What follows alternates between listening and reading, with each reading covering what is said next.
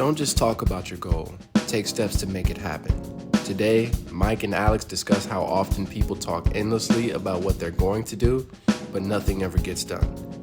Stop talking and start doing. Take a step towards your goals every single day. We discuss that as well as some of the housing issues in Cleveland and how the two topics correlate. All this and more on the Cleveland Real Estate Investor Podcast. Investing in real estate can be full of pitfalls. Don't end up as another horror story on Mike Riley's Cleveland Real Estate Investor Podcast. Hi, I'm Mike Ferrante with Century 21 Homestar and the 21 Mike team, serving buyers and sellers all over the state of Ohio.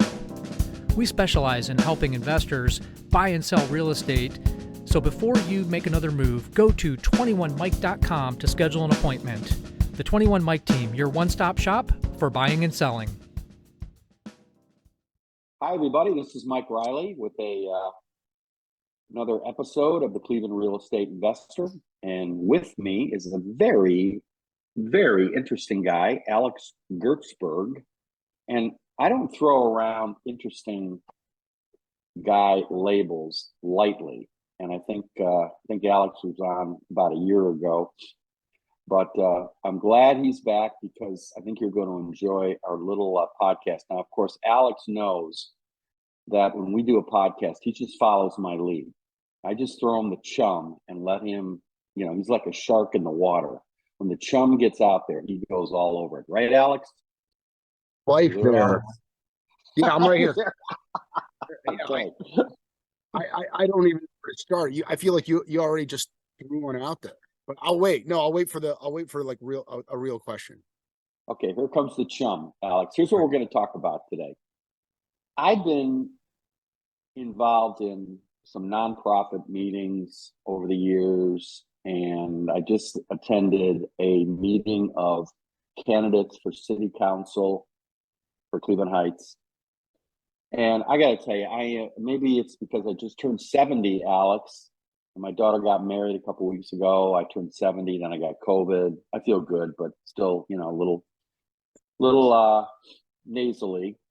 But I'm just getting so depressed because I get tired of people endlessly talking about what they're going to do and nothing ever gets done.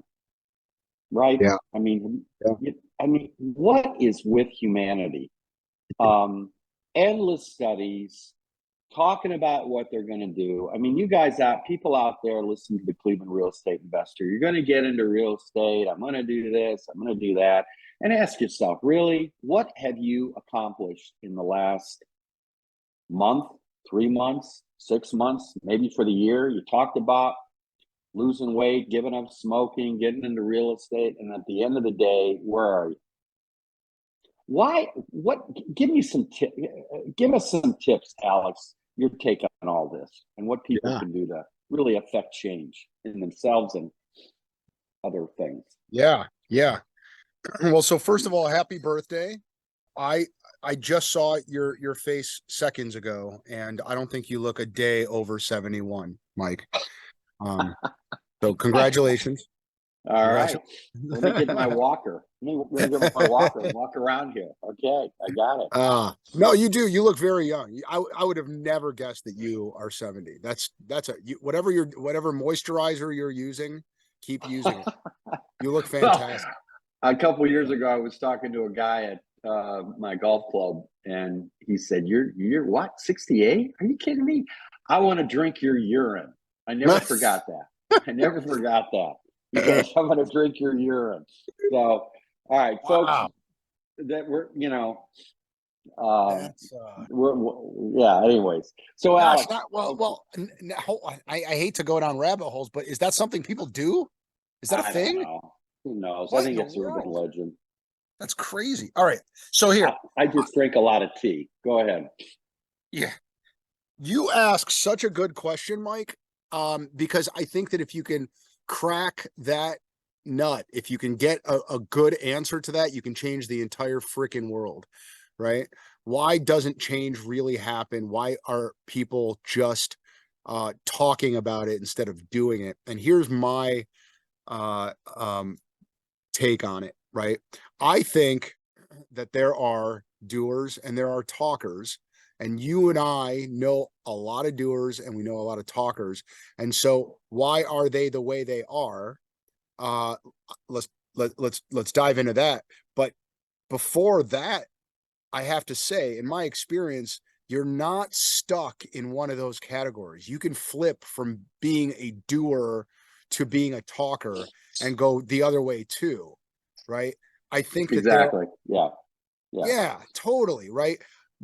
Becoming a doer really simply requires chunking a large project into small pieces and just start checking off the checklist. Just do that first that next logical step, right? There's that saying, Exactly.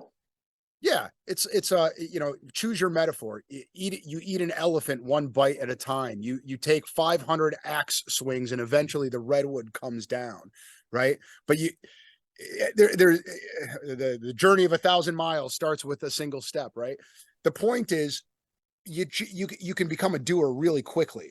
You just have to chunk it down and then start walking and then don't stop until you get what you want, right? Well, I keep thinking of that old adage, fail to plan, plan to fail.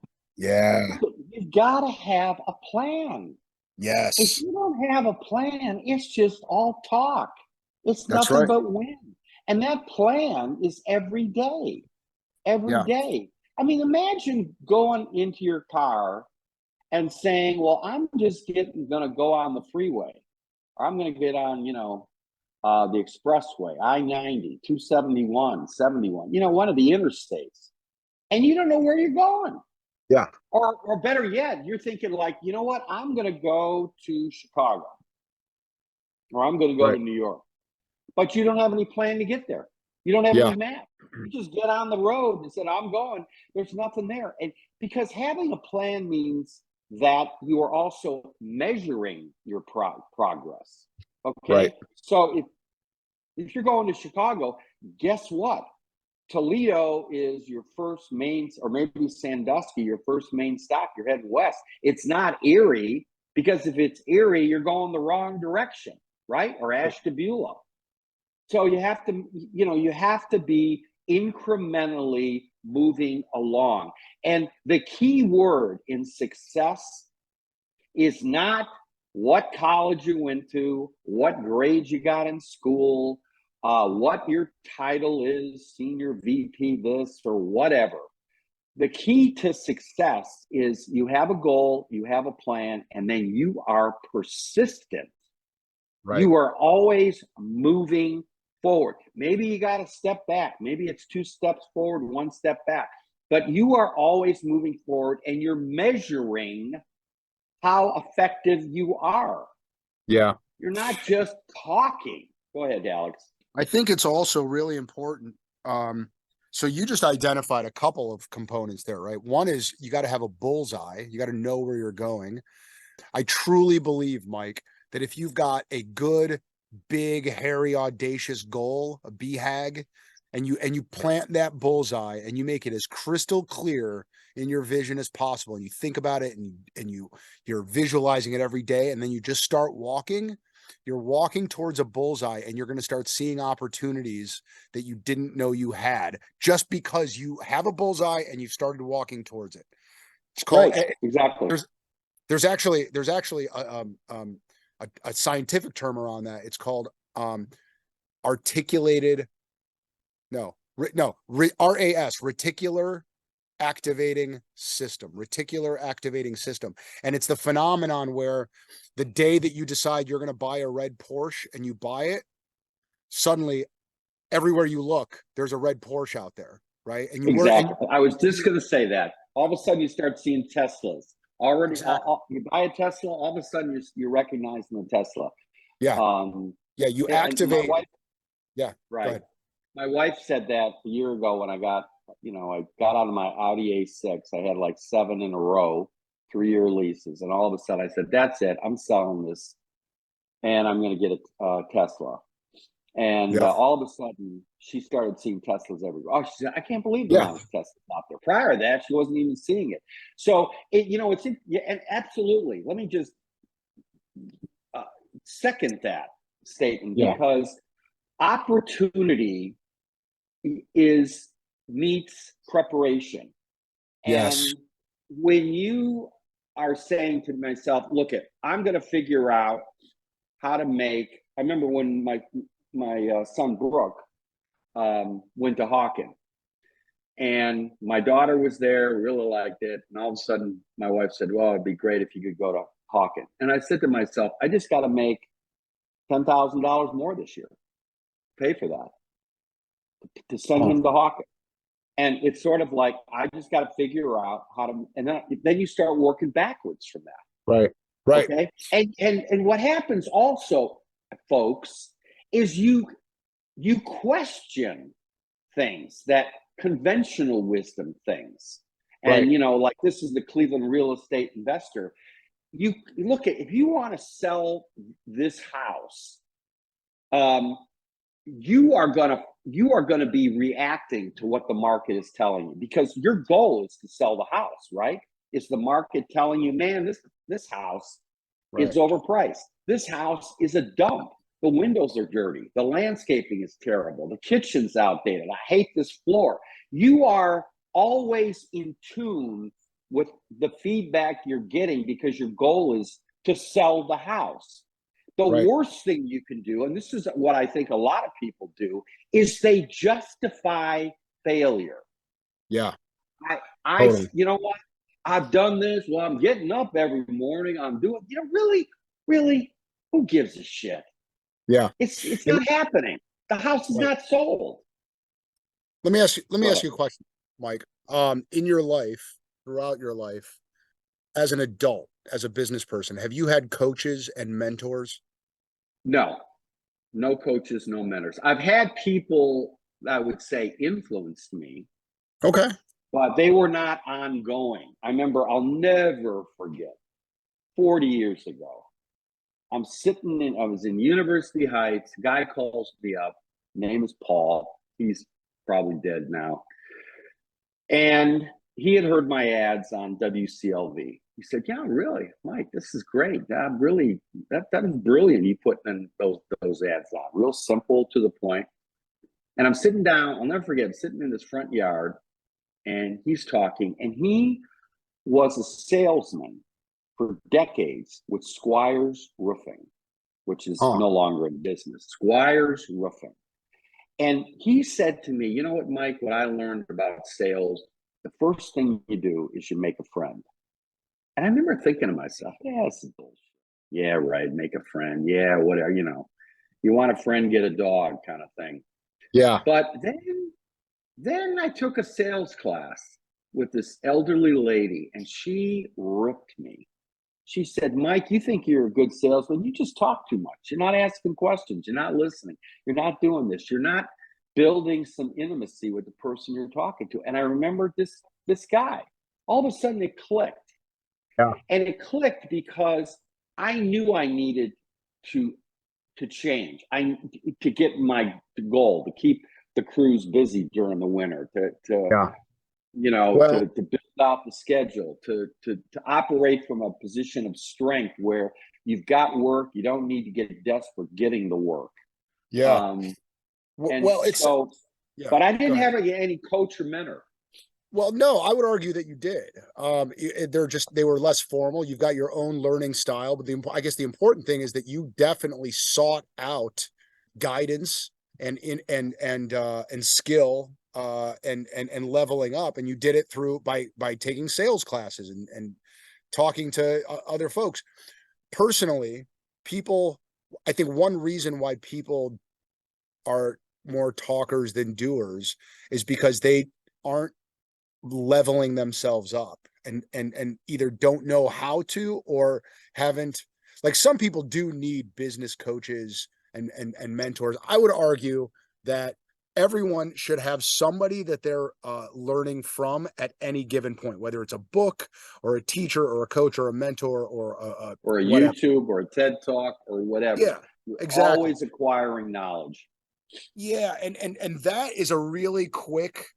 I mean, that you're still kind of it's somewhere between talking and doing is learning, right? But it definitely gets you from the talking to the doing it's a nice bridge. The more skill you have, the more confidence you have, and the more confidence you have, the more likely you are to be a doer. And about that, I will say, so my business coach is a guy named Dan Sullivan, right? And then he's got other coaches there, Chad Johnson, other folks at Strategic Coach, and I've been there for 7 years now. And I've learned a ton from these guys. But one really great Dan Sullivan quote is, the entrepreneur's greatest skill is confidence. Confidence is the entrepreneur's greatest skill. And what I love about that is it recognizes the importance of confidence. I definitely am a different speaker, salesperson, lawyer, leader when I have confidence relative to when I don't have confidence. It's a different Alex Gertzberg altogether. So as a skill, super important. But the other piece that I love about that is it recognizes that confidence is a skill, meaning it's like a muscle. You can improve it, you can build it, you can practice it, you can work it out like at a gym. And Right. and that Right. that's a, man, Mike, that's a game changer, right? If you're a low confidence person, you're probably going to be a talker more than a doer. Well, I don't know, but let me throw a different Yeah. perspective on this, Yeah. because I think, first of all, if you're confident, you're also your own best friend and your own worst critic. There's a balancing there. You're not deluding yourself. You're not saying, okay, well, I'm going to be confident. And I think that's what happens as you get older. You get older, you've had a lot of failure. Yeah. And if you're good, the confidence comes from recognizing that failure is part of life. Setbacks are part of life. And you learn from that. Actually, those are great opportunities to learn and to change. And you tend to give yourself, on the one hand, a pat on the back, hey, but on the other hand, you always have to be saying to yourself, I really screwed this up. I shouldn't have done that. Right. You know what? This was a mistake. I'm not doing that again. And how often do you hear people talk that way? Rarely. Most of the time, it's endless justifications. Like at this city council candidates meeting. I mean, I wish I was up there as a candidate, because the first thing I would say to the other 6 people, hey, folks, it's not working, right? It's not working. Who cares? Look, in fact, one lady said, probably the only thing I took away from that meeting, she said, look, we had a master plan developed in 2017.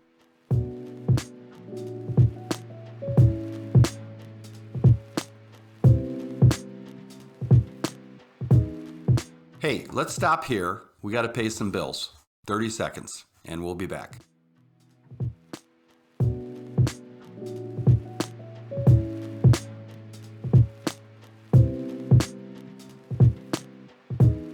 If you've been listening to this podcast, then you understand, or should understand, the pitfalls of investing in Cleveland real estate. Say you're looking for an investment property to rent, and these are the things that could happen, and often do. You overpay for a house, and it's in the ghetto. Then you find that it's a money pit with endless surprise repairs. Your hapless property manager, who may be the brother-in-law of the realtor, gets a tenant who after 3 months stops paying the rent. Then the toilet explodes, and you have nobody to repair it because, guess what? The property manager is not answering the phone. Yep, that's the ugly side of the Cleveland real estate market. But we have a solution. Buy one of our properties. It's been inspected. It's been vetted. It's in a rock-solid part of town. It comes with a Gold Star tenant paying top dollar rent, and we manage it. Call us at 216-371-8160 if you're interested.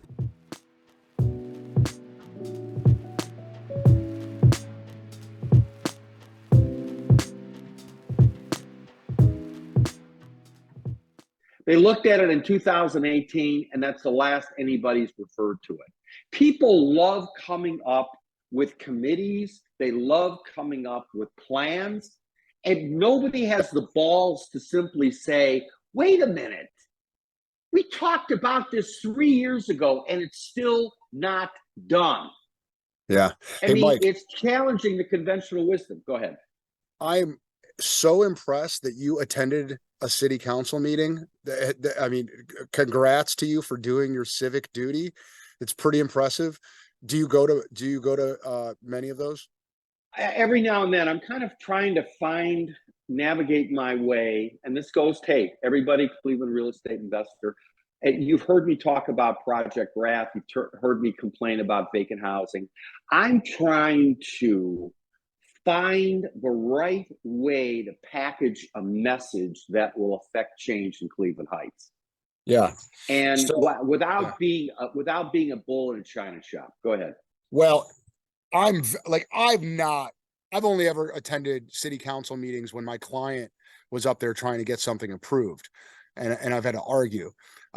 Going as a viewer and a participant as a citizen, I actually have never done that. So I'm blown away that you've done it, and it's inspiring because we all really need to do it. But the corollary to that, and one reason why I don't go is because I think that our civic decision making process at almost every government level is real. Like, at least the election piece of it, getting the right butts into the right seats, is really messed up.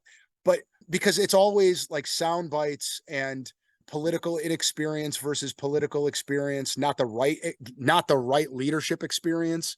There's party affiliation issues, there's money in politics. I actually think I have the solution, though. I think I have the way to fix our elections for good. Do you want to hear it? Go ahead. All right. I've given this a lot of thought, and I actually wrote a blog about this.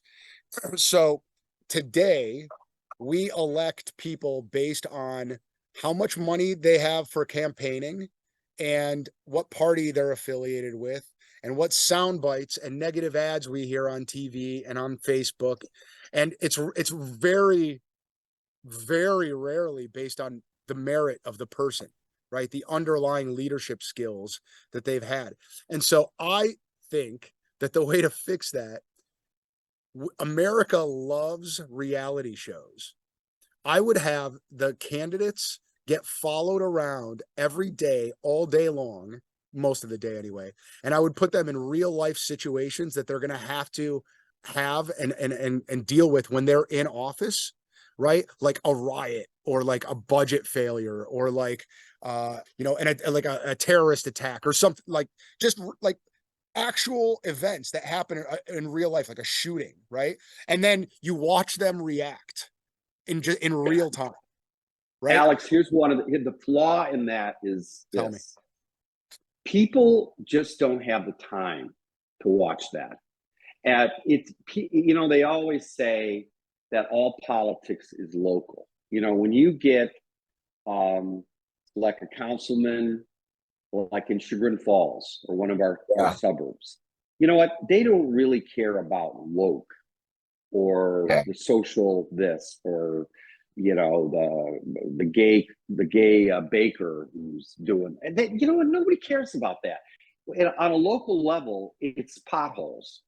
It's the lights not working, the garbage is not picked up. I mean, when their vested interest is being impinged in some way, then they're going to start paying attention. But for the most part, everybody usually dismisses politics as just, oh, there they go again and whatever. And that's why Trump won in 2016, because Hillary was so tone deaf. She was such a bad salesperson. Joe Biden never could get beyond the first round because all he did is talk about how he was on the Foreign Relations Council, how long he's been a senator. I mean, all that inside Washington stuff. Meanwhile, here comes Trump as a classic con man salesman who knew exactly the buttons to push. Now, in Cleveland Heights, folks, one of the biggest problems in Cleveland Heights is the vacant house problem. I mean, we have close to 400 homes that are vacant. All right. And most of them are in areas where the retail consists of the dollar stores, which is always a sign that a neighborhood is in decline. The more the dollar store, the more it's in decline. You don't see Starbucks in a ascending neighborhood. So the question is, with council people who are in government, they are tone deaf to those constituents because, quite frankly, those constituents don't vote. The people that are showing up at that council meeting last night, they're the same people, the usual suspects. These are the people that will watch C-SPAN. They're listening to podcasts. They're reading the New York Times. So you're getting candidates talking about bike paths. And believe it or not, climate change came up. Oh, we're going to appoint this person for the Cleveland Heights climate. Like, really? Who cares? Right. Really, why are we talking about this? We've got neighborhoods that are in decline in Cleveland Heights.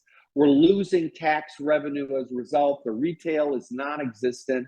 People are flocking to neighborhoods in Cleveland Heights like Kensington, Meadowbrook, or over by Fairmont Taylor or Cedar Fairmont. Those areas are booming. Meanwhile, we've got a problem over here and nobody wants to face it because it means they have to change.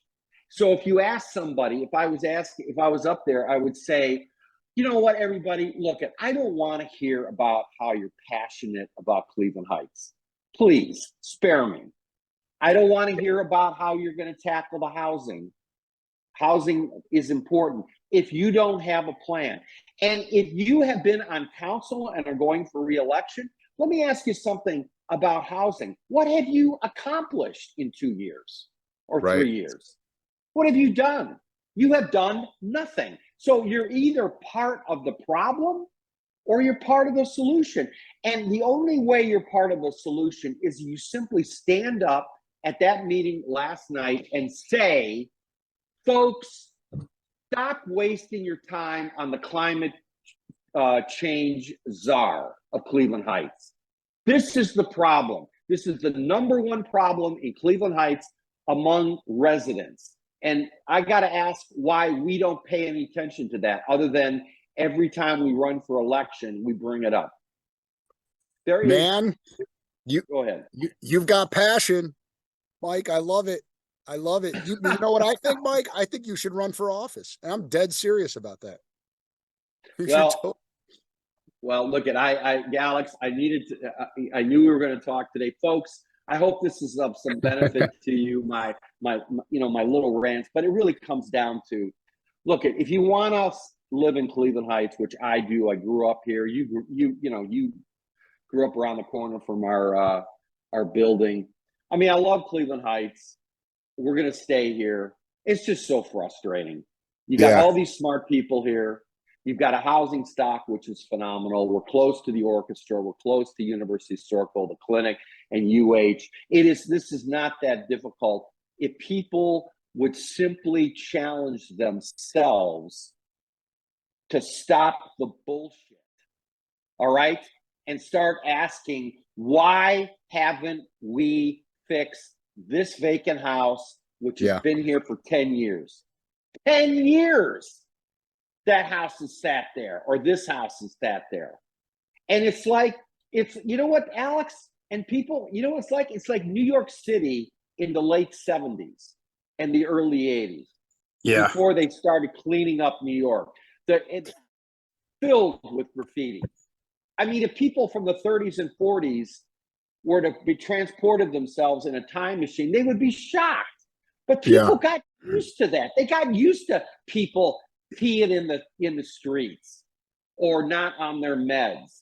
And so what happened was the deviancy, Senator Pat Moynihan said, the deviancy the bar kept getting lower. It's like Trump and the shock value. People are numb to it. People were numb to the subway and the graffiti and the grifters and the panhandlers. And as soon as somebody stepped in and say, you know what, enough. We're arresting them. We're cleaning them out. We're taking the subway cars off the line. If they want to graffiti it, fine. The next day, it's all painted over. Right. End of problem. Right. Okay? You're not wrong. You're not wrong, my man. And change. So, folks, for yourself, You want to get into real estate. You want to do this. The first person you have to have a serious talk to is yourself. And you got to ask yourself, am I going to have a calendar? Am I going to have a marker? By here, I should be X. I'm going to Chicago. By this time, I should be in Toledo. And then Gary, Indiana. And then I'm in Chicago. Okay? Every day is connected to that journey. Every day. There's never a day off on your journey. Right. And you will be amazed at how you will feel more proactive, more engaged in your own life. Yeah. Love it. Your Agreed. turn, Alex. Then we'll wrap this up.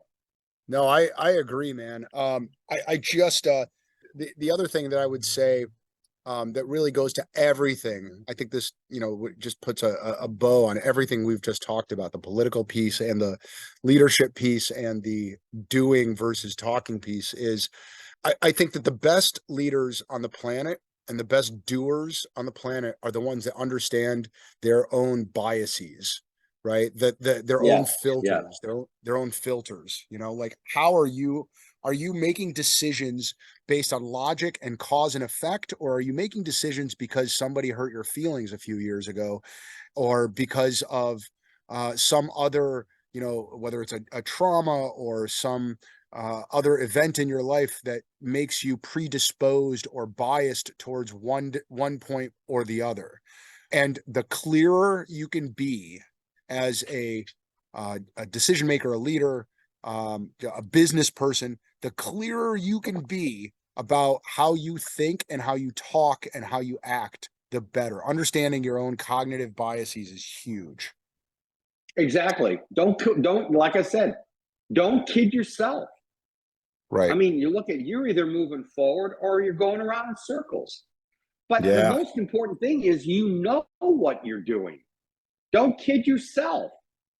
And so, and don't get, here's, in all these podcasts I do, the common thread is, one of the threads is conventional thinking. Well, I got a degree in this. I got a degree in that. That means nothing. Okay? Nothing. If all you're hanging your dreams are on this degree you got. The reality is knowledge is coming at you 1,000 different ways.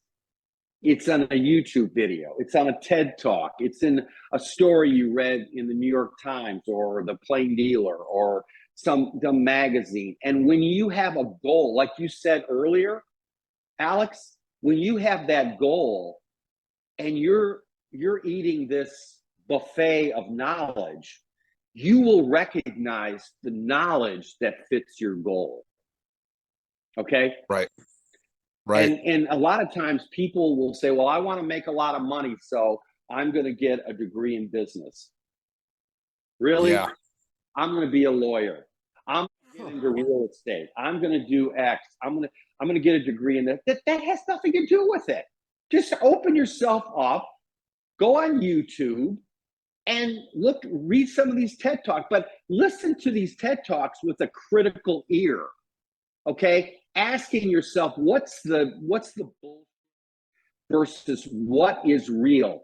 And the more you gravitate to people that are keeping it real, admitting their own mistakes and failures, those are the people you want to latch onto. Yes. As 100%. opposed to the people that say, buy my audio tapes for X number of dollars and I'll show you how to be a millionaire in real estate. That is such bullshit. Okay. Right. You stay away from that. You go to and that's why, going to Alcoholics Anonymous, AA, Al-Anon, whatever, that's why that can be a religious experience, because people talk endlessly about their failures. Yeah. I mean, it's empowering listening to that. Yeah. Because we're always failing. Every day something's happened. But that doesn't mean you have to, when you fall off the horse, you have to, get back on the horse. That's part of the journey, the failure. Okay. So Yeah, 100%.